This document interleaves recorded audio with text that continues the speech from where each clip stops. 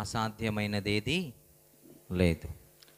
ఎందుకంటే ఆయన సర్వశక్తిమంతుడు, ఆయన సర్వాధికారి అయిన దేవుడు, ఆయన సర్వాంతర్యామి అయిన దేవుడు. ఒకసారి బిగ్గరగా చప్పట్లు కొట్టి దేవుని నామాన్ని మహిమపడతారు.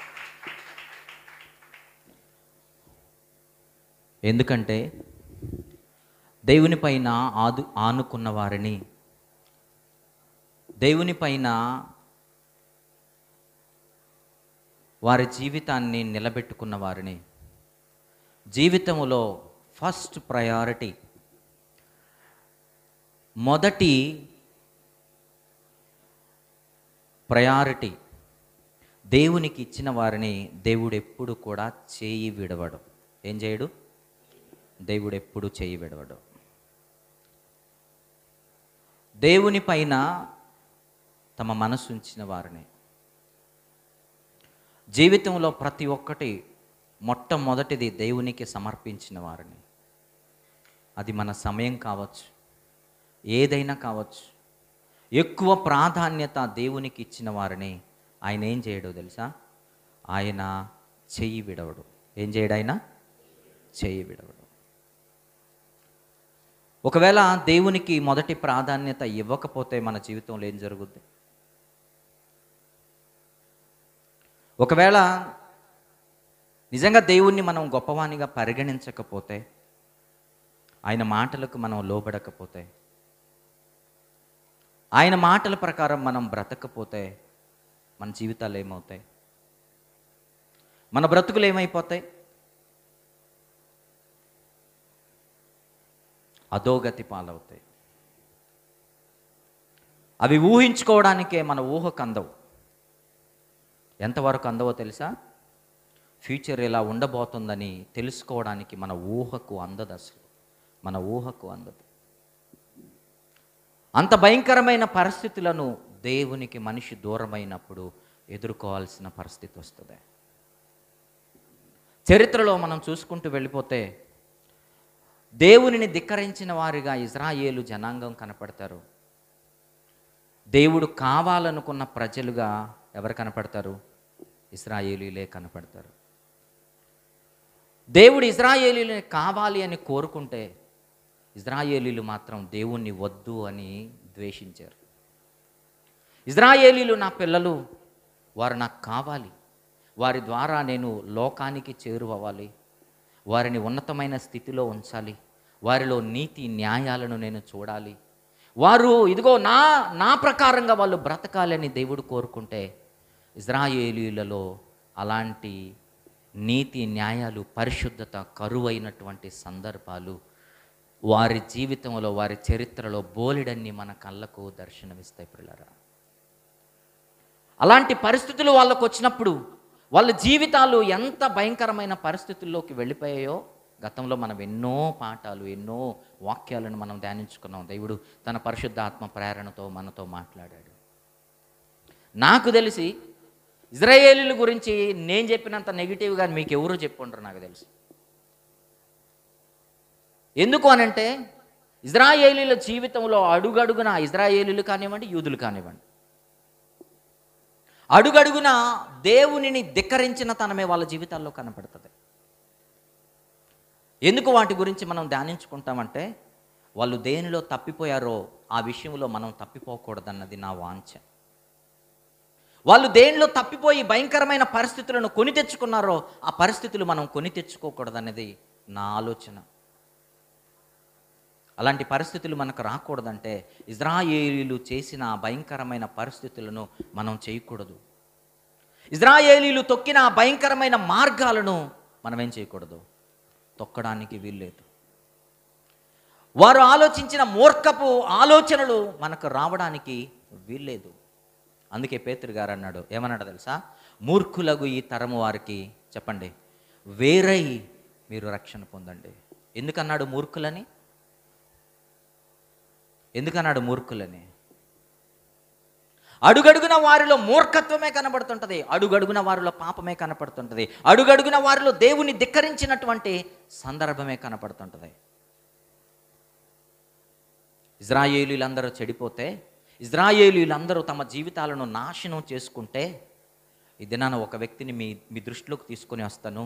ఆ వ్యక్తి ఒక కడిగిన ముత్యము వలె నిలబడ్డాడు. ఎలా నిలబడ్డాడో తెలుసా? ఒక కడిగిన ముత్యం వలె నిలబడ్డాడు.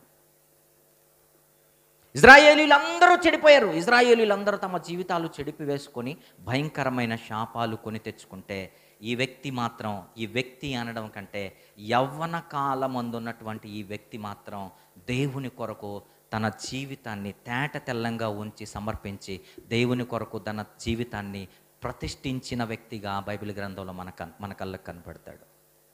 ఎవరో తెలుసా ఆ వ్యక్తి? ఎవరో తెలుసా? ఫీనేహాస్. ఎవరా వ్యక్తి? ఫీనేహాస్. ఈ ఫీనేహాస్ అన్నటువంటి ఈ అబ్బాయి యవనస్తుడు, ఇశ్రాయేలీలందరూ దారి తప్పిపోయారు, తమ జీవితాలను చెడిపేసుకున్నారు. తమ జీవితాలను చెడిపేసుకొని దేవునికి అయిష్టమైన ప్రజలుగా నిలబడిపోయారు. దేవునికి అయిష్టమైన ప్రజలుగా వారు నిలబడిపోయారు. ఎలాంటి పాపం చేశారో తెలుసా? చూద్దాం రండి. సంఖ్యాకాండం 25వ అధ్యాయము. సంఖ్యాకాండం 25వ అధ్యాయము మొదటి నుంచి గల మాటలను మనం చూద్దాం. ఇశ్రాయేలీలు షిత్తీములో దిగియుండగా ప్రజలు మోయాబు రాండ్రతో వ్యభిచారము చేయసాగిరి. ఇశ్రాయేలీలు దేనికి బానిసలైపోయారట? వ్యభిచారానికి బానిసలైపోయారట. దేవుని బిడ్డలు, దేవుడి కావాలని కోరుకున్నవారు, దేవుని యొక్క ఎన్నో మేలులను పొందుకున్నవారు, దేవుడు ఇస్తే తిన్నవారు, దేవుని యొక్క ఎన్నో మేలులను అనుభవించిన వారు, వీళ్ళ జీవితంలో మేలులన్నీ అయిపోయి ఇదిగో వాటన్నింటినీ మరిచిపోయి ఎటువైపు తిరిగిపోయారట? మోయాబు స్త్రీలతో వ్యభిచారం చేసేవారిగా మారిపోయారట ఇశ్రాయేలీలు. ఏమైపోతుంది వీళ్ళ బ్రతుకు? మీరు ఒకసారి ఆలోచించండి. వీళ్ళు మోయాబీలతో వ్యభిచారం చేయడానికి ఎందుకు పూనుకున్నారో తెలుసా? మోయాబీలు ఇశ్రాయేలీల మీద ఎన్నిసార్లు యుద్ధం చేసినా గెలిచే పరిస్థితి మోయాబీలకు ఉండేది కాదు. మోయాబీలు ఎన్నిసార్లు యుద్ధం చేసినా ఇశ్రాయేలీల మీద వాళ్ళు గెలిచే ప్రసక్తే లేదు. అప్పుడు ఉన్నటువంటి రాజు, మోయాబు రాజు ఎవరో తెలుసా? బాలాకు రాజు. ఎవరు? బాలాకు. ఈ రాజు అందరినీ పిలిచి ఆలోచించాడట, అరే ఇశ్రాయేలీల మీద మనం యుద్ధం గెలవలేకపోతున్నాం, కారణం ఏంటి? ఇశ్రాయేలీల మీద మనం యుద్ధం గెలవలేకపోతున్నాం కదా, కారణం ఏంటని అందరిని పిలిచి కూర్చుని అడిగాడట. జ్ఞానులందరినీ పిలిచి అడిగితే వాళ్ళందరూ ఒక విషయం చెప్పారట, రాజా ఇశ్రాయేలీల మీద మనం యుద్ధం గెలవడకపోవడానికి కారణం ఏంటో తెలుసా? వారిలో ఇదిగో ఒక ప్రవక్త ఉన్నాడు. ఎవరున్నారు? వారిలో ఒక ప్రవక్త ఉన్నాడు. వాళ్ళు మన పైకి యుద్ధానికి ఎప్పుడు వస్తారో తెలుసా? మన పైకి యుద్ధానికి వచ్చే ముందు వాళ్ళలో ఉన్న ప్రవక్త ఎవరు? ఆ ప్రవక్త అంటే బిలాము. ఎవరు ఆ ప్రవక్త? బిలాము. బిలాం ఏం చేస్తాడో తెలుసా? దేవుని సన్నిధిలో వేచి చూస్తాడు, దేవుని సన్నిధిలో కనిపెడతాడు, ప్రార్థన చేస్తాడు, దేవుని యొక్క సహాయాన్ని అడుగుతాడు.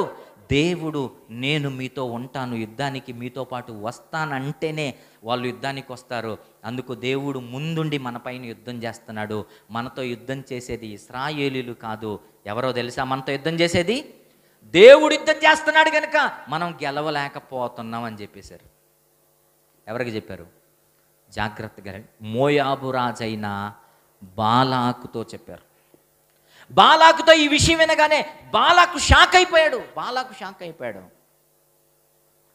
షాక్ అయిపోయి, అంటే యుద్ధంలో మనం గెలిచే ప్రసక్తే లేదా? ప్రసక్తే లేదు. ఎందుకంటే వారి పక్షాన ఎవరున్నారు? దేవుడున్నాడు. దేవుడుంటే ఎవరైనా గెలవగలరా? దేవుడే మనకు శత్రువు అయిపోయాడు అనుకోండి, దేవుడి పైన మనం గెలవగలమా? మీరు చెప్పండి. కానీ దేవుడు గనక మనకి మిత్రుడయ్యాడు అనుకోండి, దేవుడు గనక మన స్నేహితుడయ్యాడు అనుకోండి, దేవుడు గనక మన బంధువు అయ్యాడు అనుకోండి, దేవుడు మనతో పాటు ఉన్నాడు అనుకోండి, మన పైన ఎవడైనా ఏవైనా గెలవగలడా? చెప్పండి. మన పైన ఎవరైనా మన పైన గెలిచేటటువంటి అవకాశం ఏదైనా ఉందా? అస్సలు లేనే లేదు. ఇజ్రాయేలీల పైన ఎవ్వరు యుద్ధం గెలిచే ప్రసక్తే లేదు. ఇజ్రాయేలీల పైన ఎవరు యుద్ధం గెలిచే ప్రసక్తి లేదు. కారణం ఏంటంటే వీరికి ముందుగా ఎవరు వెళ్తున్నారట? దేవుడు వెళ్తున్నాడు, యుద్ధం చేస్తున్నాడు, వాళ్ళను సంహరిస్తున్నాడు. ఇజ్రాయేలీలకు విజయం వస్తుంది. వినండి జాగ్రత్తగా. ఇప్పుడు బాలాక్ అనుకున్నాడట, వెళ్ళిపోయి మనం ఏం చేద్దామంటే, ఇజ్రాయేలీల్లో ప్రవక్త ఉన్నాడే, ఎవరా ప్రవక్త? ఎవరా ప్రవక్త? బిలాము. బిలామునే కొనేస్తే, ఇప్పుడు మీరు చెప్పండి, బిలాముకి మనము ధనమిచ్చి, బిలాముకి మనము డబ్బులిచ్చి, బిలాముకి మనము అవిచ్చి ఇవిచ్చి బిలామునే కొనేస్తే ఏం చేస్తాడు తెలుసా?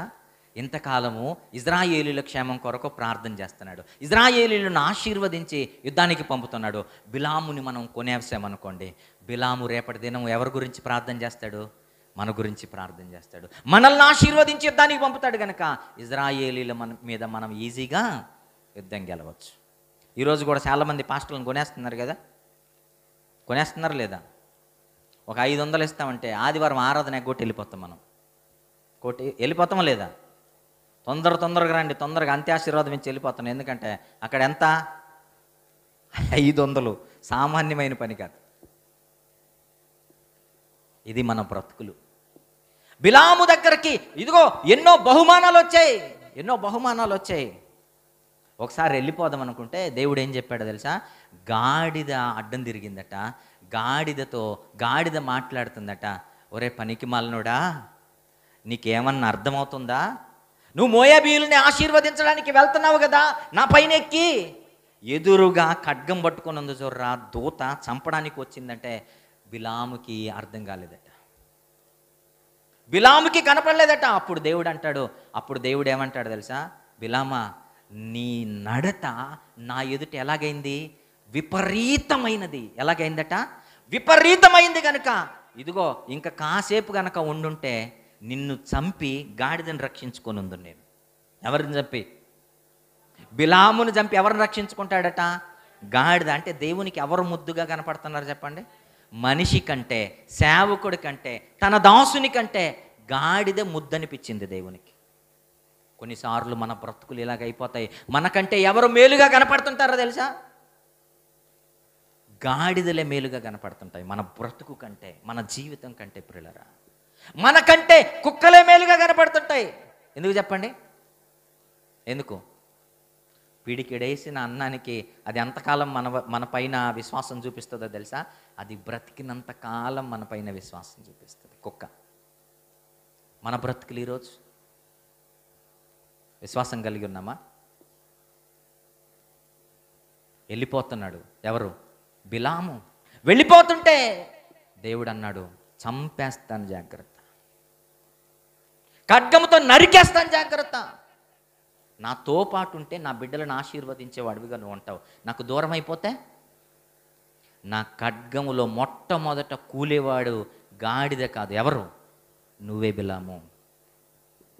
దేవుడు చూసారా దేవుని యొక్క మార్గాలను తప్పితే ఎంత సీరియస్ అవుతాడో? దేవుడు చూసారా దేవునికి దూరం అవడానికి తప్పడడుగులేస్తే దేవుడు ఎంత సీరియస్ అవుతాడో? ఈరోజు ఎలా ఉన్నాయి మన బ్రతుకులు? ఫైనల్ ఏం జరిగిందో తెలుసా? బిలాము వెళ్ళలేకపోయాడు, మోయాబీయులను ఆశీర్వదించలేకపోయాడు. అడుగడుగునా దేవుడు బిలామును అడ్డుకున్నాడు. ఏం చేశాడు? అడుగడుగునా దేవుడు బిలామును అడ్డుకున్నాడు. ఎందుకంటే ఇజ్రాయేలీయులు ఎవరి పిల్లలు?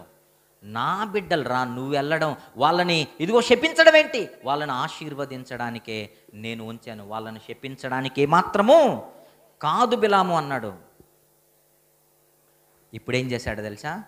మనం కూడా అంటాం కదా, ఒక రూట్లో కాలేదనుకో మరలా ఇంకేం చేస్తాం? ఇంకొక రూట్లో మనము మన ప్రయత్నాలు సాగిస్తాం, ఇంకొక రూట్లో మన ప్రయత్నాలు సాగిస్తాం. అందుకే ఏం చేశాడు తెలుసా? ఇప్పుడు జాగ్రత్తగానండి.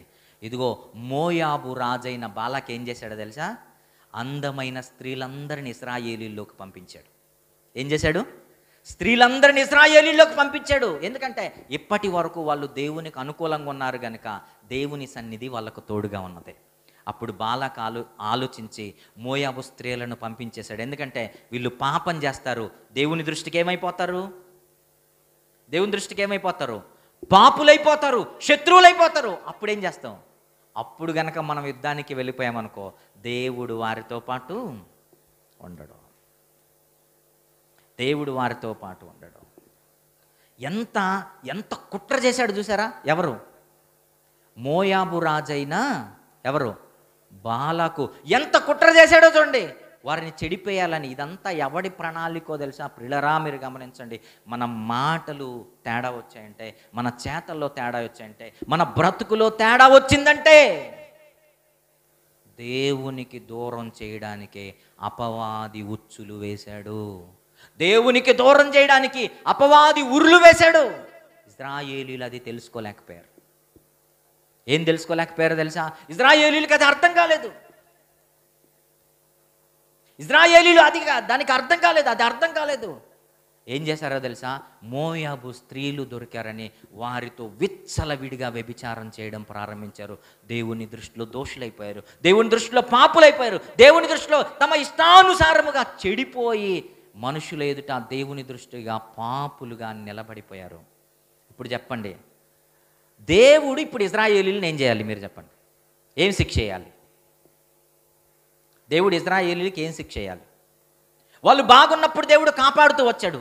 మోయాబు రాజు యొక్క చెయ్యి ఇశ్రాయేలీల మీద పడలేదు, గీత కూడా వారి చర్మం మీద పడలేదు. అలా దేవుడు కాపాడుకుంటూ వచ్చాడు ఇశ్రాయేలుని. కానీ ఇప్పుడు తప్పిపోయారు. బాలాకు వేసిన గాలానికి పడిపోయారు, బాలాకు వేసిన ఉరికి పడిపోయారు. ఇప్పుడు ఇశ్రాయేలీలను ఏం చేయాలి చెప్పండి? మీరు మళ్ళా చదువుదులు, నేను చెబుతాను. నేను చదువుకొని వచ్చాను కదా, మీరు ముందే చదువుకుంటే ఎలాగా? నేను చదువుకొని వచ్చాను, నేను చెప్తాను, ఇంటికి వెళ్ళి చదవండి. మీరు లేదా ముందే అన్న చదివి వచ్చుంటే బాగుండు. మీరు ఇప్పుడు దేవుడు అంటున్నాడు ఏం చేయాలి? మోయాబీలు యుద్ధానికి వస్తారో రారో అది సెకండరీ కదా. వాళ్ళు యుద్ధానికి వచ్చినంత వరకు ఎవరు ఆగలేరో తెలుసా? ఎవరు ఆగలేరు? దేవుడు ఆగలేడు. మోషేతో మాట్లాడుతున్నాడు. మోషే, వాళ్ళు మోయాబీలు యుద్ధానికి వస్తారో రారో తెలియదు, కానీ వాళ్ళు వచ్చినంత వరకు ఆగొద్దు మోషే. ఏం చేస్తావో తెలుసా? ఒక్కొక్కరిని తీసుకొచ్చి ఉరేసేయి అన్నాడు. ఉరి పెట్టేసాయి. అట్నే నా కళ్ళెదురుగా వాళ్ళందరిని చంపేయి. అసలు ఉరి పెట్టేసాయి మోషే. నా కళ్ళెదురుగా నేను చూసి ఆనందపడాలి. నా కళ్ళెదురుగా నేను చూసి ఏం చేయాలి? ఒక్కొక్కరిని తీసుకొని వచ్చి ఉరికొయ్యి ఎక్కి మోషే ఒక్కొక్కరిని తీసుకొని రావడం, ఉరేసేయడం, ఒక్కొక్కరిని తీసుకొని రావడం, ఉరేసేయడం అండి. చూస్తారా మాటలు? కళ్ళు బైర్లుగా అమ్ముతాయి చూడండి. దేవుడు ఇంత నిర్ణయం తీసుకున్నాడా? 25వ అధ్యాయము 2వ వచనం చూడండి. 2వ వచనం. ఆ స్త్రీలు తమ దేవతల బలులకు ప్రజలను పిలువగా వీరు భోజనము చేసి వారి దేవతలకు సిగ్గుండే వాళ్ళకి మీరు చెప్పండి, ఏమైనా సిగ్గుండే వాళ్ళైనా ఇల్లు ఏం చేశారట? వాళ్ళ దేవతలకు బలుకు పిలిస్తే అక్కడికి వెళ్ళిపోయాట. అక్కడ వాటికి నమస్కరించి అక్కడ భోజనం చేసుకొని ఆ యొక్క విగ్రహాలకి వీళ్ళు ఏం చేస్తున్నారట? నమస్కరిస్తున్నారట. సిగ్గులేదు వీళ్ళకి అసలు. సిగ్గు మాలిన వారని దేవుడు అన్నాడు చూసారా? ఇలాంటి వారినే. మనకి అప్పుడప్పుడు ఎలా ఉంటుందో తెలుసా? మనుషులు చెప్తే మనం వినం. మనుషులు చెప్తే వింటామా చెప్పండి? అస్సలు వినం. మనుషులు చెప్తే ఎటో వెళ్ళిపోద్ది మనకది. నువ్వేంది నాకు చెప్పేది అన్నటువంటి ఒక ధిక్కరింపుతనం మనలో ఉంటుంది. నువ్వేంది నాతో మాట్లాడేది అన్నటువంటి ఒక భయంకరమైనటువంటి క్రూరత్వం మనలో ఉంటుంది. దేవుడే దిగొచ్చాడు ఇప్పుడు. దేవుడే చెప్పాడు మోషేతో, మోషే ఏం చేస్తావో తెలుసా? వాళ్ళ బ్రతుకులు వాళ్ళు చూడు అసలు ఎలా ఉంటుందండి. మీరు ఒక్కసారి ఆలోచించండి. జీవితం చెడిపోయి అన్ని దేవతల దగ్గర ఇదిగో అక్కడికి వెళ్ళిపోయి అక్కడ తిని అక్కడ ఆ దేవతలకు నమస్కరిస్తున్నారట. అప్పుడప్పుడు క్రైస్తవులకి ఎవరు బుద్ధి చెబుతుంటారో తెలుసా? ఎవరు బుద్ధి చెబుతుంటారో చెప్పండి? అన్యులు బుద్ధి చెబుతుంటారు. అన్యులు బుద్ధి చెబుతుంటారు. అక్కడికి వెళ్ళిపోయినప్పుడు, అక్కడ తిరుగుతున్నప్పుడు, బూతులు మాట్లాడుతున్నప్పుడు వాళ్ళు అంటుంటారు, అరే నువ్వేం మనిషివిరా, నువ్వు దేవుణ్ణి నమ్ముకున్నావు కదా, చర్చికి వెళ్తావు కదరా, నీ నోట్లో ఎందుకు ఎలాంటి మాటలు వస్తున్నాయని ఎవరంటారు చెప్పండి? ఎవరంటారు? అన్యులు అంటుంటారు. అంటే అన్యులు మనకి చెప్పినా కూడా మనకు సిగ్గు రాదు కదా. అన్యులు చెప్పినా కూడా మనకు బుద్ధి రాదు. అసలు కొన్నిసార్లు అనిపిస్తుంటుంది, వీడు కడుపుకి అన్నమే తింటున్నాడా లేకపోతే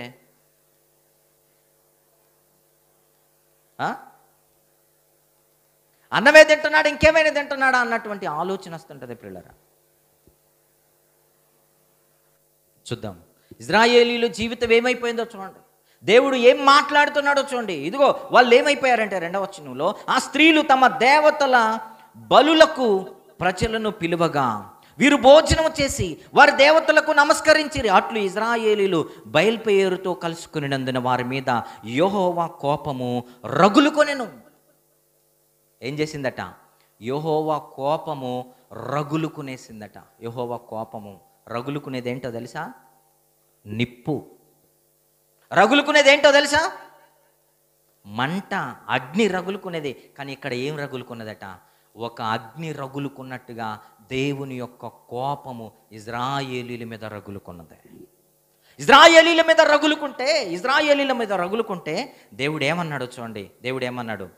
4వ వచనం చూడండి, దయచేసి అందరూ చదువుతారండి. 4వ వచనం, అప్పుడు యెహోవా మోషేతో ఇట్లా, నేను నీవు ప్రజల అధిపతులను అందరినీ తోడుకొని యెహోవా సన్నిధిని సూర్యునికి ఎదురుగా వారిని ఉరితీయము.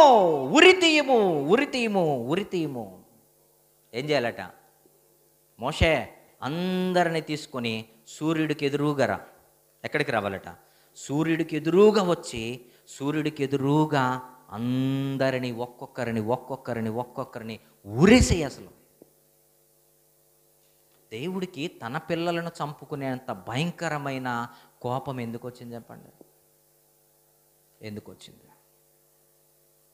మన మాటలు వినకపోతే, ఆయనకి ఇష్టం వచ్చినట్టుగా మనం బ్రతకపోతే, మన బిడ్డల పైన కూడా మనకు కోపం వస్తుంటుంది కదా. మనకి ఇష్టం వచ్చినట్టుగా వారు బ్రతకపోతే, మనం కూడా దేవునికి ఇష్టలుగా బ్రతకపోతే మన పైన దేవుని కోపం ఏమవుద్దో తెలుసా? రగులుకుంటుంది. మన పైన దేవుని యొక్క కోపం ఎలా రగులుకుంటుందంటే, ఆయన మరలా ఆయన ముఖము త్రిప్పుకొని మనల్ని క్షమించేటటువంటి పరిస్థితి ఉండదు. అందుకే బైబిల్ గ్రంథం ఏమంటుందంటే, దీపం ఉండగానే చెప్పండి ఇల్లు చక్కబెట్టుకోవాలి. ఆయన కోపం రగులుకోకముందే ఏం చేయాలి? ఇల్లు చక్కబెట్టుకోవాలి. ఏ ఇల్లు? ఈ ఇల్లు. ఆ ఇల్లు బాగున్నా బాగలేకపోయినా పరలోక రాజ్యాన్ని పోతాం. ఈ ఇల్లు బాగలేకపోతే ఏమి రగులుకుంటుందో తెలుసా? దేవుని యొక్క కోపం రగులుకుంటుంది. ఇజ్రాయేలీల జీవితం అలాగే ఉంది. ఇంతకీ మనం ఎవరి గురించి మాట్లాడుకుంటున్నాం? ఫీనెహాసు గురించి మాట్లాడుకుంటున్నాం. ఇజ్రాయేలీల జీవితం ఎంత చెడిపోతే, ఇంత భయంకరమైన పరిస్థితుల్లోకి వెళ్ళిపోతే దేవుడు భయంకరమైన తెగుళ్ళను వారి పైకి రప్పించాడు. భయంకరమైన తెగుళ్ళను చంపేసేయాలి. ఎవడో నిలబడకూడదు, అందరినీ ఏరేయాలని కంకణం కట్టుకున్నాడు దేవుడు. ఆ భయంకరమైన ఆ తెగుళ్ళలో నుండి కాపాడినటువంటి యవనస్తుడే ఇశ్రాయేలీయులను. ఎవరో తెలుసా? ఎవరు? ఫీనెహాస్. ఆ భయంకరమైన పాపములో నుండి, ఆ భయంకరమైన తెగుళ్ళలో నుండి విడిపించి సజీవులుగా నిలబెట్టాడు మరలా ఇశ్రాయేలీయులను. ఎవరో తెలుసా? ఫీనెహాస్ అన్నటువంటి ఒక యవనస్తుడు. ఫీనెహాసు అన్నటువంటి ఒక యంగ్ మ్యాన్. యవన కాలమందు అండి. మీరు ఆలోచించండి, ఒకవైపు పాపం చేసిన వారిని మోషే తీసుకొచ్చి ఉరివేస్తున్నాడు. ఏం చేస్తున్నాడు? ఒకవైపు మోషే తీసుకొని వచ్చి ఊరేస్తున్నాడు. పై మాటలో మనం చూడగలిగితే వాళ్ళ పైకి దేవుడు ఏమి తీసుకొని వచ్చాడు అనంటే, దేవుని యొక్క కోపము రగులుకొనెను. ఇదిగో దేవుని యొక్క కోపము రగులుకొనినందున దేవుడు వాళ్ళని నాశనం చేయాలన్నటువంటి తలస్తే దేవుడు అనేకమైన తెగుళ్ళను తీసుకొని వచ్చాడు వాళ్ళ పైకి. దేవుడు అనేకమైన తెగుళ్ళను వాళ్ళ పైకి తీసుకొని వస్తే తెగుళ్ళతో కొంతమంది చచ్చిపోతుంటే, ఒకవైపు మోషే సూర్యునికి ఎదురుగా తీసుకొని వచ్చి ఊరేసి అనేకులను చంపేస్తున్నాడు. ఇలాంటి పరిస్థితుల్లో మనమైతే ఎలా ఉంటాం? ఇలాంటి పరిస్థితుల్లో దేవుని బిడ్డగా మనం ఎలా ఉండాలి? మీరు చెప్పండి. ఆల్రెడీ ఒకడు కరెంటు తీగని పట్టుకొని కొట్టుకుంటున్నాడు అనుకోండి, మనం ఏం చేస్తామో తెలుసా? కరెంటు తీగని కాదు కదా, వాణ్ణి కూడా మనం ముట్టుకుంటామా? కరెంటు పట్టుకున్న వాణ్ణి కూడా మనం ముట్టుకోవడానికి ఏం చేస్తాం? భయపడతాం. ఎందుకంటే చావు వస్తుంది. కానీ ఈరోజు మన జీవితాలు అలా లేవు. ఒకడు ఆల్రెడీ కరెంటు పట్టుకొని ఉంటే మనం దేన్ని పట్టుకుంటాం తెలుసా? మనం దేన్ని పట్టుకుంటామంటే హై టెన్షన్ వైరే పట్టుకుంటాం మనం పోయి. అరే చస్తావురా అని అంటే నువ్వేంటి నాకు చెప్పేది? చచ్చిన తర్వాత చెబుదువులే. చచ్చిన తర్వాత చెప్పుడేంది, ఇంక అయిపోయి కథ. ఇజ్రాయేలీల బ్రతుకులు అలా ఉన్నాయి, జాగ్రత్తగానండి. ఇజ్రాయేలీల జీవితాలు అలా ఉన్నాయి, ఇజ్రాయేలీల బ్రతుకులు అలా ఉన్నాయి. ఇంత భయంకరమైన పరిస్థితులు జరుగుతుంటే అందరు కరెంటు పట్టుకొని ఊరిలో చస్తుంటేనట ఒకడేం చేశాడో చూడండి. వీడు డైరెక్ట్గా వెళ్ళిపోయి హై టెన్షన్ వైర్నే పట్టుకున్నాడట. చూడండి ఒకసారి 6వ వచనం చూడండి. 6వ వచనం, ఇదిగో మోషే కన్నుల ఎదుటను ప్రత్యక్షపు గుడారం యొక్క ద్వారమునొద్ద ఏడ్చుచుండిన ఇజ్రాయేలీయుల సర్వ సమాజం యొక్క కన్నుల ఎదుటను ఇదిగో ఏం చేస్తున్నారట? అందరూ ఏడుస్తున్నారట గుడారం యొద్ద. అయ్యో నా భర్త చనిపోయాడు, నా కుమారుడు చనిపోయాడు, నా కుమార్తె చనిపోయింది, నాశనం అయిపోతున్నారే అని అందరూ ఏడుస్తుంటే ఒకడేం చేస్తున్నాడట? ఇజ్రాయేలీయుల్లో ఒకడు తన సహోదరుల యొద్దకు ఒక మిద్యాను స్త్రీని తోడుకొని వచ్చును. యాజకుడైన ఒకడేం చేశాడట? ఇక్కడ ఆగుదాం. ఒకడేం చేశాడట? భయంకరమైన పరిస్థితులు జరుగుతుంటే ఇదిగో అందరూ ఏడుస్తున్నారట. వాళ్ళ ఇంటి ద్వారం ముందు నిలబడుకొని ఒకడిని మోషే ఈడ్చుకుని వెళ్ళిపోతుంటే అయిపోయింది వీడి జీవితం, చచ్చిపోతున్నాడు, అమ్మో నా భర్త చనిపోతున్నాడు, నా కుమారుడు చనిపోతున్నాడు, అయ్యో భయంకరమైనటువంటి మరణానికి గురైపోతున్నాడు కదా, రేపటి నుండి నాకు దిక్కెవరని ఏడుస్తుంటే ఇలాంటి పరిస్థితుల్లో మనమైతే ఎలా ఉంటాం? మన జీవితం ఎలా ఉంటుంది? కానీ ఒకడట యథేచ్ఛగా మరొక స్త్రీని తీసుకుని వ్యభిచారం చేయడానికి, పాపం చేయడానికి ఎక్కడికి వెళ్ళిపోతున్నాడట? గుడారంలోకి వెళ్ళిపోతున్నాడట. ఇన్నేమనాలి మనం చెప్పండి? ఒకవైపు పాపం చేస్తున్నవాడిని తీసుకొచ్చి ఊరేస్తున్నాడు సూర్యుడికి ఎదురుగా. ఎవరు? మోషే. క్షమాపణ అన్నది లేకుండా, క్షమాభిక్ష అన్నది లేకుండా నిర్దాక్షిణంగా అందరి కళ్ళు ఎదుటిగా ఊరేసి చంపేస్తున్నాడు. ఇలాంటి పరిస్థితుల్లో భయము కలిగి అందరూ గడగడగడ వణికిపోతూ ఏడుస్తున్నారు. గోలాటం భయంకరంగా. అనేకులు తెగుళ్ళతో చనిపోతుంటే, అనేకులు ఇదిగో ఉరితో చనిపోతుంటే, వీడు మాత్రం పాపం చేసేవాడు మాత్రం యథేచ్ఛగా ఏం చేస్తున్నాడట? మరొక స్త్రీని తీసుకుని గుడారంలోకి వెళ్తున్నాడట వ్యభిచారం చేయడానికి. ఈ విషయం ఎవరు కంటపడిందో తెలుసా? ఫీనేహాసు కంటపడింది. ఈ విషయాన్ని ఎవరు గమనించారో తెలుసా? ఫీనేహాసు కంటపడింది. ఫీనేహాసు గమనించి, ఒరే అసలే కుటుంబాలలో శాంతి లేదు, అసలే కుటుంబాలలో సమాధానం లేదు, అసలే గ్రామము నాశనం అయిపోయింది, అసలే కుటుంబాలు నాశనం అయిపోయాయి, కన్నీటితో గోలాటంతో హృదయాలు పగిలిపోయిన సందర్భంలో ఉంటే నీ బ్రతుకేంద్రా ఇలాగైపోతుందని తట్టుకోలేక వెళ్ళిపోయి ఒక పెద్ద ఏమంటారు దాన్ని? బరిసె. ఏమని రాయబడింది అక్కడ? ఒక పెద్ద ఈటెను తీసుకుని గుడారంలోకి వెళ్ళిపోయి గట్టిగా వేసాడట. అక్కడ వ్యభిచారానికి తీసుకొని పోయిన వాడిని, ఆమెని, ఇద్దరిని ఒకే రోజు చంపేశాడు. ఒకే స్పాట్లోనే చంపేశాడు. ఎందుకు చంపాడు తెలుసా? వీళ్ళిద్దరూ చస్తే ఫ్యూచర్లో మరొకడు గుడారంలోనికి వెళ్ళడానికి భయపడతాడు.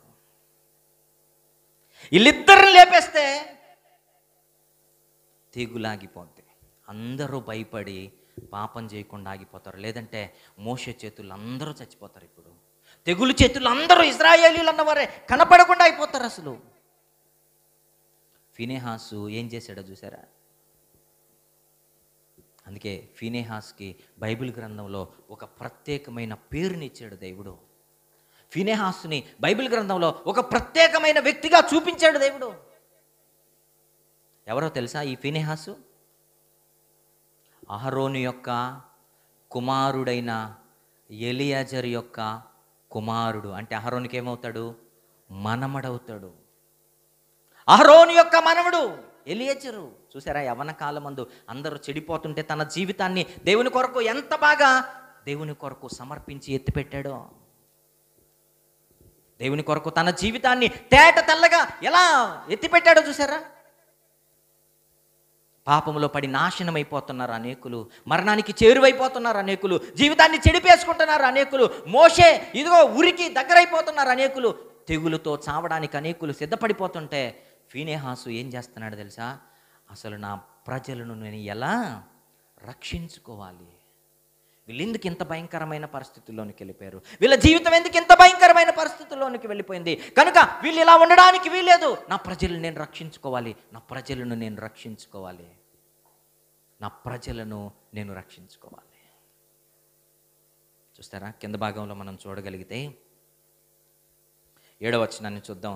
యాజకుడైన అహరోను మనమడును ఎలియాజరు కుమారుడైన ఫీనెహాసు అది చూచి సమాజము నుండి లేచి ఈటెను చేతబట్టుకొని పడక చోటికి ఆ ఇజ్రాయేలీని వెంబడి వెళ్ళి ఆ ఇద్దరిని అనగా ఆ ఇజ్రాయేలీని ఆ స్త్రీని కడుపులో గుండా దూసిపోవునట్లు పొడిచెను.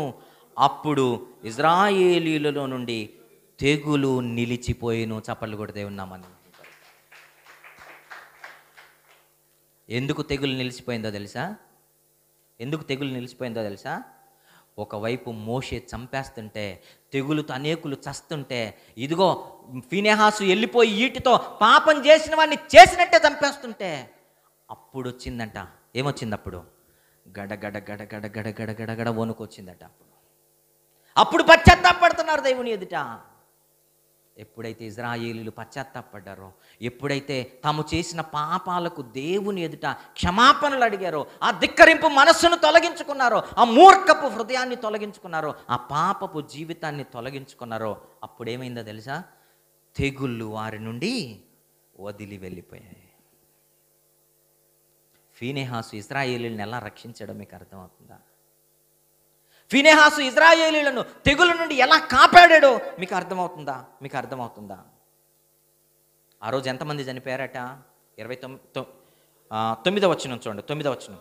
24,000 మంది ఆ తెగులు చేత చనిపోయిరి. ఎంతమంది చచ్చారట? 24,000 మంది. 24,000 మంది. 24,000 మంది. ఏమండి, 24,000 మంది అంటే సామాన్యమైన పనా? మీరు చెప్పండి. ఎంతమంది అట? అన్ఎక్స్పెక్టెడ్గా మన ఊర్లో ఎవరైనా ఒక్క మనిషి చనిపోతే ఊరంతా కన్నీరు మున్నీరు అవుతుంది. ఎంతమంది చనిపోతే?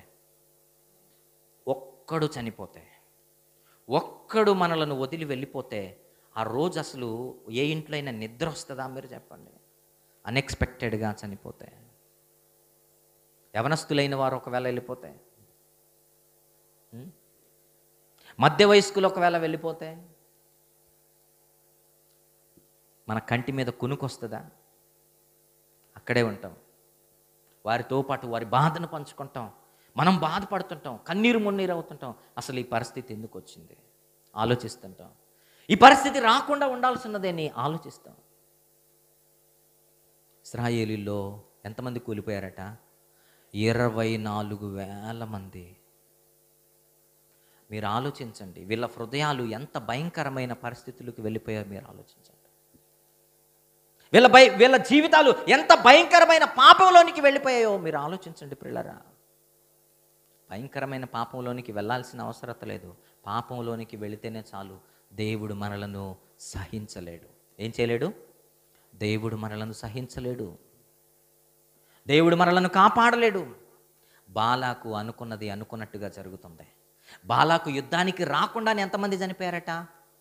24,000 మంది చనిపోయారట. 24,000 మంది చనిపోయారట. 24,000 మంది. చూద్దాం. కీర్తనల గ్రంథం 106. కీర్తనల గ్రంథం 106వ అధ్యాయము. కీర్తనల గ్రంథం 106వ కీర్తన 27వ వచనం నుండి చదువుతూ ముందుకెళ్దాం. ఇక్కడ భక్తుడు రాస్తూ ఫీనెహాసును గురించి రాస్తున్నాడు. జాగ్రత్తగా రండి. ఇక్కడికి వచ్చేసరికి అన్యజనులలో సంతానమును కూల్చుటకు, దేశములో వారిని చెదరగొట్టుటకును ఆయన వారి మీద చెయ్యి ఎత్తెను. మరియు వారు బయల్పేరును హత్తుకొని చచ్చిన వారికి అర్పించిన బలిమాంసమును భుజించిరి. ఏం చేశారట? అక్కడ రాయబడలేదు, కానీ ఇక్కడ రాస్తున్నాడు చాలా క్లియర్గా. వాళ్ళు ఎంత భయంకరమైన వ్యభిచారమే కాదు, విగ్రహారాధన వైపు తిరిగిపోయారు. వాళ్ళు ఏం చేశారో తెలుసా? చచ్చిన వారికి అర్పించిన మాంసాన్ని తిన్నారట. దేనికి అర్పించిన మాంసము? చచ్చిన వారికి. అప్పుడప్పుడు మనం కూడా అర్పిస్తుంటాం కదా, అర్పిస్తుంటామా? ఎప్పుడు? చచ్చిన వారికి అర్పించేది ఎప్పుడు? పెద్ద పండగ. ఏ పండగ అది? పెద్ద పండగ. ఆ రోజు మనం ఏం చేస్తాం? పెద్దోళ్ళందరికీ పెడతాం. పెద్దోళ్ళందరికీ. బతికినోడికి ఎంత పెట్టమంటే ఈడికి పెట్టాలా కదా? ఈడికి పెడితే ఈడికి ఎందుకులే పెట్టేదంటాం మరలా కదా? మన బ్రతుకులు ఎంత భయంకరమో చూడండి. వీళ్ళు ఏం చేశారట? ఇశ్రాయేలీలు, అన్యులు చచ్చిన వారికి అర్పించారే. వాళ్ళు వచ్చి తింటారు, వాళ్ళు వచ్చి భుజిస్తారు అని చనిపోయిన వారికి పెట్టిన మాంసాన్ని వీళ్ళు పోయి తిన్నారట. గతి లేని వాళ్ళు. వీళ్ళు అడిగితే దేవుడు ఏం పెట్టాడు చెప్పండి? దేవుడు, వీళ్ళు మాకు ఆహారం కావాలంటే దేవుడు వీళ్ళకి ఏమి ఇచ్చాడు? మన్నాను కురిపించలేదా? అపూపముల వంటి మన్నా, శ్రేష్టమైన పరలోకము నుండి దిగి వచ్చిన మన్నాను తిన్నోళ్ళండి వీళ్ళు. వీళ్ళ బ్రతుకులు, వీళ్ళ జీవితాలు అసలు వీళ్ళ బ్రతుకులు అసలు.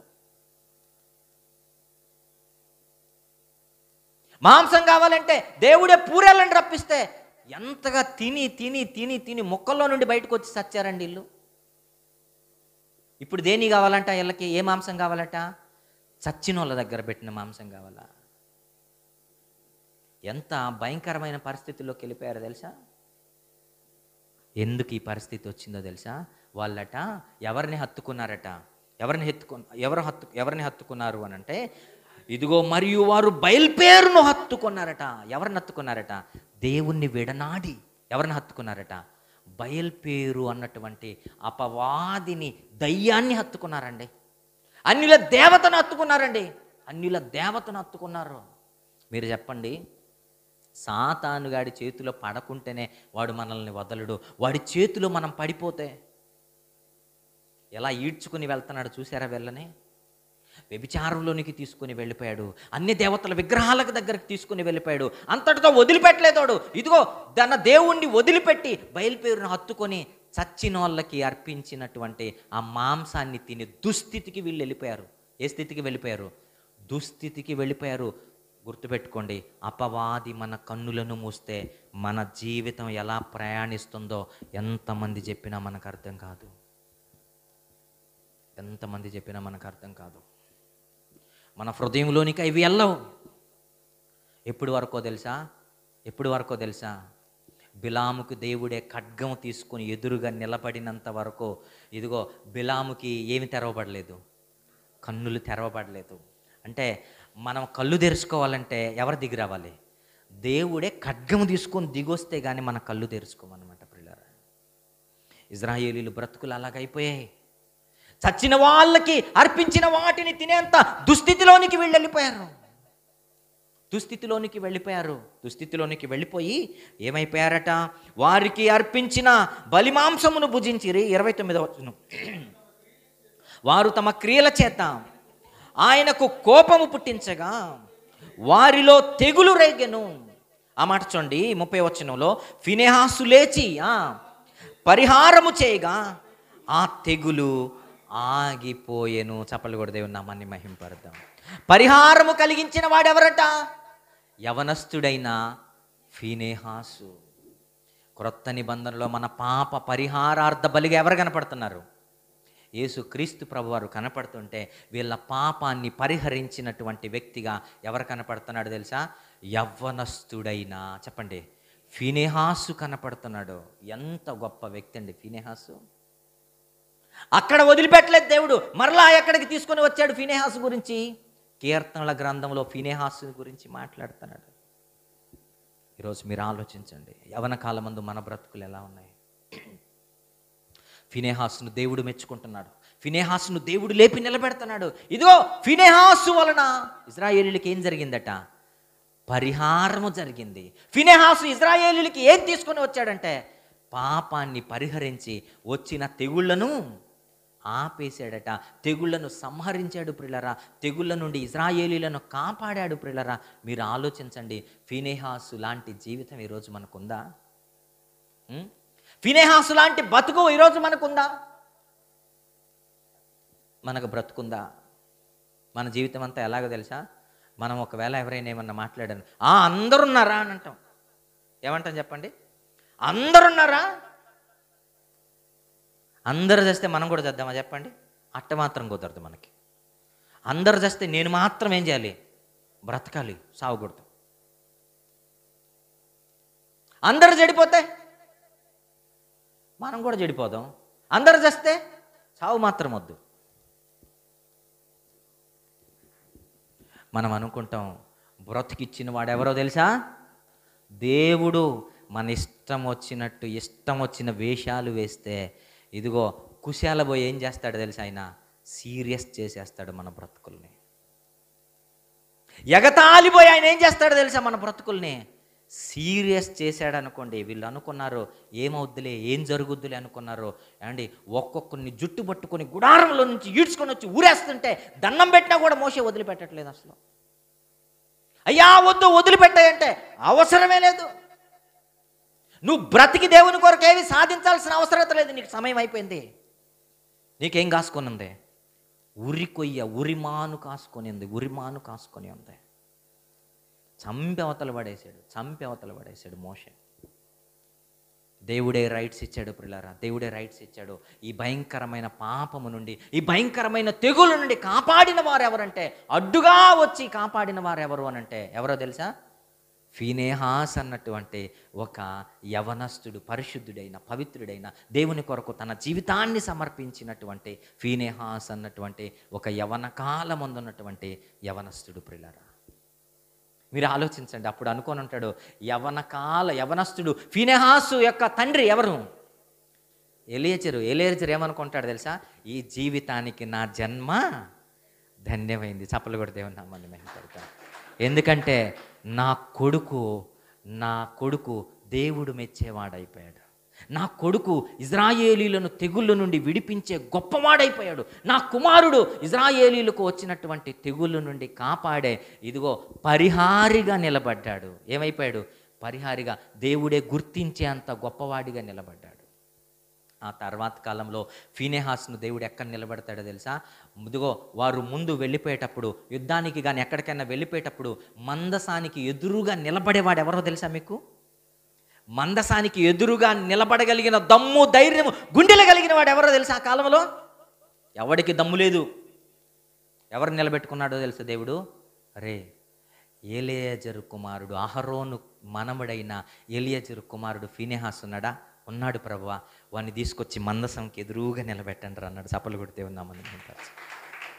ఎందుకంటే ఈ తరములో మందసానికి ఎదురుగా నిలబడగలిగిన క్యారెక్టర్ కలిగిన వాడు ఎవరు అని అంటే ఫీనెహాస్. ఏమి యవ్వన కాలం అండి అసలు. ఏమి యవ్వన జీవితం చూస్తున్నారా ఫీనెహాస్ది. ఫీనెహాస్ని తీసుకొచ్చి మందసానికి ఎదురుగా నిలబెట్టండి. మందసానికి ఎదురుగా నిలబడుకుంటేనే ఆ తర్వాత మందసం ముందుకు కొనసాగేది. ఫీనెహాసు ముందుండాలి. ఇదిగో ఫీనెహాసు మందసం ఎదురుగా వెళుతుండాలి. మందసం వస్తూ ఉండాలి ప్రియులారా. ఇది ఫీనెహాసుకు దేవుడిచ్చిన గొప్ప ధన్యత. ఫీనెహాస్కు దేవుడిచ్చిన గొప్ప ధన్యత. అలాంటి భయంకరమైన పరిస్థితులను గురించి పౌలు గారు కూడా మాట్లాడతాడు. తెలుసా మీకు? పౌలు గారు కూడా మాట్లాడతారు. చూడండి, పౌలు గారు కూడా కొరింథీ సంఘానికి ఆయన పత్రిక రాస్తూ, ఆయన రాసిన మొదటి పత్రికలో ఇశ్రాయేలీయుల బ్రతుకులను గురించి ఆయన ప్రస్తావిస్తాడు. ప్రభు బల్లను గురించి మాట్లాడడానికి ముందు 10వ అధ్యాయంలో కొరింథీ సంఘానికి రాసిన మొదటి పత్రిక 10వ అధ్యాయము 7వ వచనం చూడండి. 7వ వచనం, జనులు తినుటకును త్రాగుటకును కూర్చుండి ఆడుటకు లేచిరి అని వ్రాయబడినట్లు వారిలో కొందరి వలె మీరు విగ్రహారాధకులై ఉండకుడి. కొరింథీ సంఘస్థులతో చెబుతున్నాడు. వాళ్ళు అలా ఉండడం చేత ఏమైపోయారంటే, మరియు వారి వలె మనము వ్యభిచరింపక యుందుము. వారిలో కొందరు వ్యభిచరించినందున ఒక్క దినమునే 23,000 మంది కూలిరి. ఎంతమంది కూలారట? 23,000 మంది. అక్కడ ఎంతమంది రాయబడింది చెప్పండి? ఇక్కడ ఎందుకు 23,000 మంది రాయబడింది చెప్పండి? ఇది పట్టుకొని ఒకడేమంటున్నాడు తెలుసా, బైబిల్ కరెక్ట్గా ఉండదండి, ఎందుకంటే అక్కడ 24,000 మంది రాశారు, ఇక్కడ 23,000 మంది రాశారు, కాబట్టి బైబిల్ పొంతనలేదు, ఇలాంటి బైబిల్ నమ్ముతున్నారా అంటున్నాడు ఒకడు. బుద్ధి తక్కువ ఎదవ, బ్రెయిన్ లేనోడు అనాలి అట్టటోళ్ళని. ఇక్కడ 23,000 మంది ఎవరో తెలుసా? తెగులుతో చచ్చినవారు. మరి ఇంకొక 1,000 మంది మీకే రావాలి ఆన్సర్. మరొక 1,000 మంది ఊరేసి తెచ్చారు అక్కడ. మొత్తం ఎంతమంది? సరిపోయింది కదా లెక్క పర్ఫెక్ట్గా. బైబిల్ ఆత్మజ్ఞానంతో చదివితే ఈజీగా అర్థం అవుతాయి. ఎంతమంది చచ్చిపోయారట? 24,000 మంది. పౌలు గారు చెబుతున్నారు, వాళ్ళ వల్లే మీరు ఉండకండి, వాళ్ళు నాశనం అయిపోయారు. కొరింథీ సంఘస్థులారా మీరు జాగ్రత్త. ఈరోజు మనం ఎలా ప్రసంగం చేస్తున్నామో ఆ రోజు కొరింథీ సంఘానికి పౌలు గారు అలా ప్రసంగం చేస్తున్నాడు. ఫినెహాస్ గట దేవుడు ఏం చేశాడో తెలుసా? ఫినెహాస్తో పాటు ఉన్నాడట దేవుడు. ఎలా ఉన్నాడట? ఫినెహాస్తో పాటు ఉన్నాడట. చూద్దామా?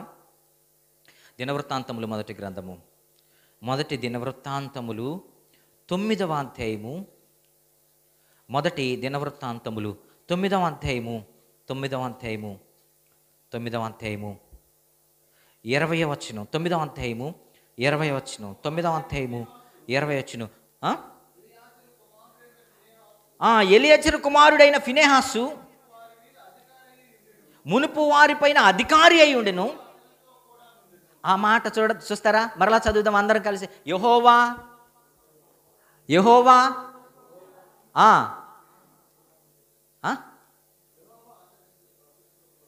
అతనితో కూడా ఉండెను. చదవండి అందరూ కలిసి పెద్దగా చదువుదాం. యెహోవా అతనితో కూడా ఉండెను. ఎవరితో కూడా ఉండెను?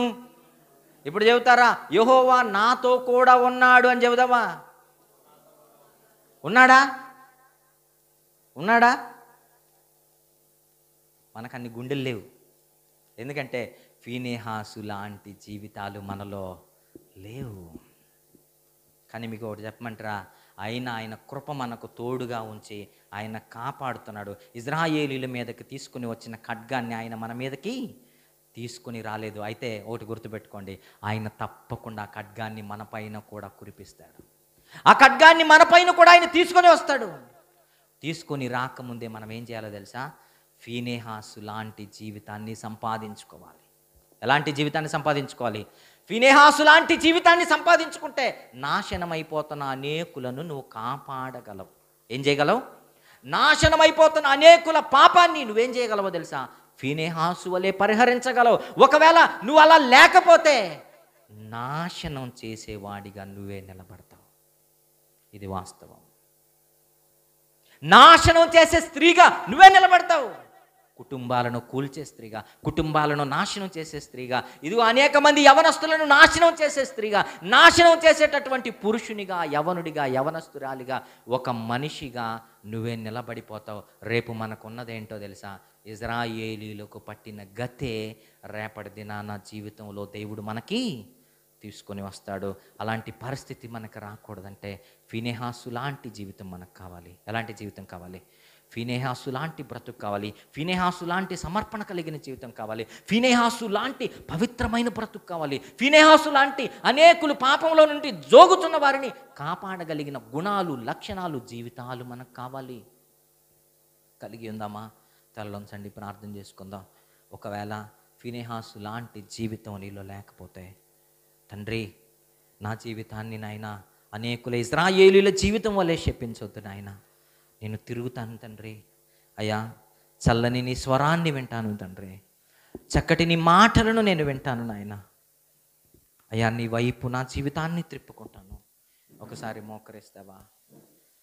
నీ జీవితం ఏంటో నీకు తెలుసు, నీ బ్రతుకేంటో నీకు తెలుసు. దేవుడు ఈ దినాన నీతో మాట్లాడుతున్నాడు. దేవుడు ఈ దినాన నిన్ను హెచ్చరిస్తున్నాడు. నీ జీవితం ఏంటో, నీ బ్రతుకేంటో తెలుసుకున్నటువంటి నీవు నీ కుటుంబం కొరకు, నీ భవిష్యత్తు కొరకు, రానున్నటువంటి జీవితం కొరకు దేవుని దగ్గర క్షమాపణ అడగగలవా? తండ్రి, ఫీనెహాసు వలె నేను బ్రతుకుతాను నాయన. తండ్రి, ఫీనెహాసు లాంటి బ్రతుకు నాకు దయచేయి నాయన. అయ్యా, ఇజ్రాయేలీల లాంటి బ్రతుకు నాకొద్దు నాయనా. ఇజ్రాయేలీలు వారి జీవితాలను చెడిపి వేసుకొని, ఇజ్రాయేలీలు వారి బ్రతుకులను తండ్రి చెడిపి వేసుకొని తండ్రి, వారి జీవితాలను నాశనం చేసుకొని తండ్రి, వారి జీవితాలనే తండ్రి నాశనం చేసుకుని తండ్రి, అయ్యా ఊరికి పాలైపోయారు తండ్రి. 24,000 మంది ప్రాణాలు కోల్పోయారు తండ్రి. అనేక మంది తండ్రిని కోల్పోయారు, అనేక మంది అన్నలను కోల్పోయారు, అనేక మంది నాయన తండ్రి ఇదిగో నాయన యజమానులను కోల్పోయారు తండ్రి. ఒంటరి వాళ్ళు అయిపోయారు, అనాథులుగా మారిపోయారు తండ్రి. తండ్రి అలాంటి బ్రతుకు నాకొద్దు నాయన. తండ్రి అలాంటి జీవితం నాకొద్దు నాయన. నేను ఫీనెహాసు వలె బ్రతుకుతాను నాయన. పాడైపోతున్న అనేకులను లేవనెత్తేవాడిగా నేను బ్రతుకుతాను నాయన. నా కుటుంబానికి ఆశీర్వాదదాయకముగా నేను బ్రతుకుతాను నాయన. నాశనమైన బ్రతుకు నాకొద్దు నాయన. నా జీవితాన్ని నాయన పాపములోనికి నడుపుకునే బ్రతుకు నాకొద్దు నాయన. నా జీవితాన్ని నాయన ఇదిగో నాయన ఇజ్రాయేలీ లాంటి భయంకరమైన శాపానికి గురి చేసుకునే జీవితం నాకొద్దు నాయన. తండ్రి నీకు స్తోత్రాలు నాయన. నా జీవితాన్ని నీ కొరకు సమర్పిస్తున్నాను తండ్రి. కృపగలిగిన తండ్రి నీకు వందనాలు. జీవాధిపతి నీకే స్తుతులు నాయన. అయ్యా నీకే ఘనత, అయ్యా నీకే నాయన మహిమ ప్రభావాలు చెల్లిస్తున్నాను తండ్రి. నా హృదయాన్ని నీకు సమర్పిస్తున్నాను తండ్రి.